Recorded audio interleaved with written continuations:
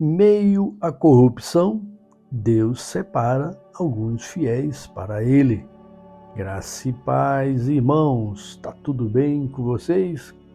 Vamos continuar o nosso estudo de Romanos. Vamos ler agora no capítulo 11, dos versículos 1 ao 10, porém eu lerei apenas alguns. E qual foi a resposta divina? Reservei para mim 7.000 homens que não dobraram os joelhos diante de Baal.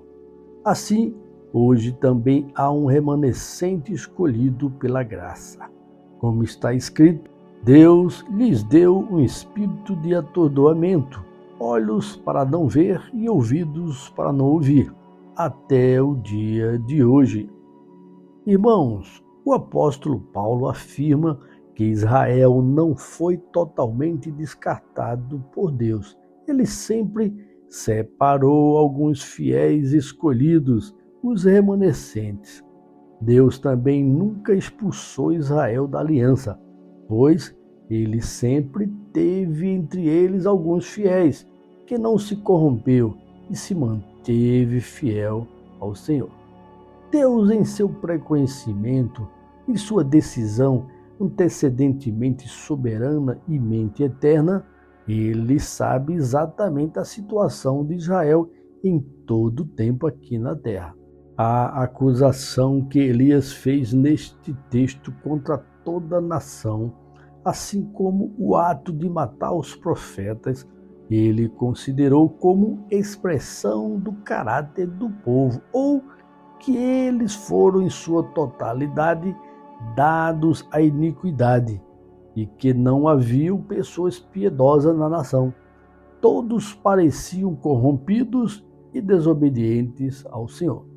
É quando Deus acalma o coração de Elias e o encoraja, informando que em meio à corrupção e desobediência, ele reservou uns fiéis a ele, no qual ele tinha reservado 7.000 homens, os remanescentes. Mesmo em meio à corrupção geral e idolatria, ele separou uma parte. A honra de ter feito isso, ele reivindica para si mesmo e não atribui a nenhuma bondade ou virtude deles. Portanto, no caso de todos os que são salvos do pecado e da ruína, a honra não pertence ao homem, mas a Deus. Por isso, Paulo escreve que Deus reservou para ele, para seu próprio serviço e glória.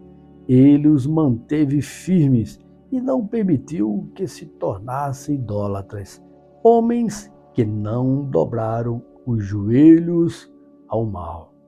7 é frequentemente usado nas Escrituras para denotar um número perfeito, mas também indefinido.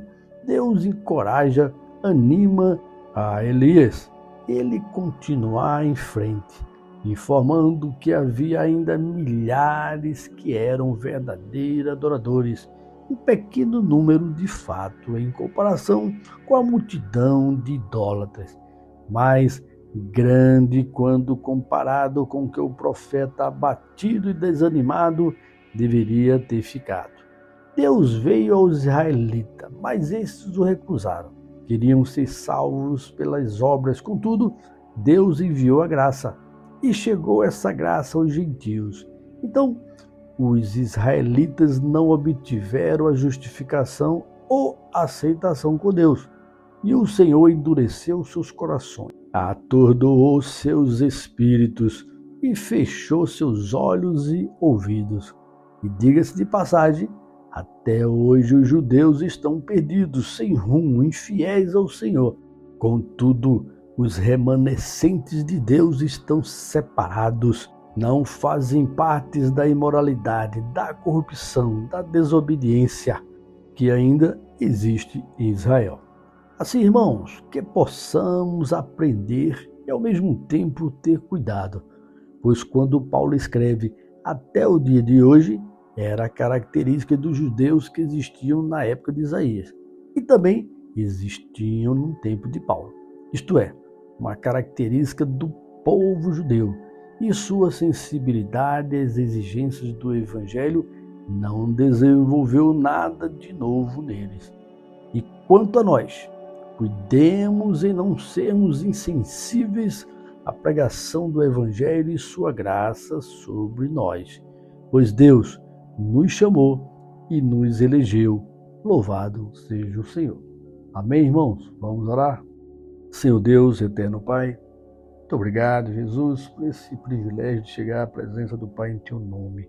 Obrigado, Deus, por nos enviar Jesus Cristo, Teu Filho amado, e que através da Sua presença entre nós, nos deu esse momento de fugirmos, ó Deus, do mal, fugirmos do pecado, porque através do Espírito Santo Ele nos guia no melhor caminho.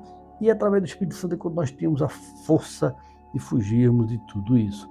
Só através do Espírito Santo, sozinho nós não conseguimos, porque nascemos pelo pecado de Adão, mas em Cristo Jesus, que é o segundo Adão, nós conseguimos sim ter essa força no Senhor.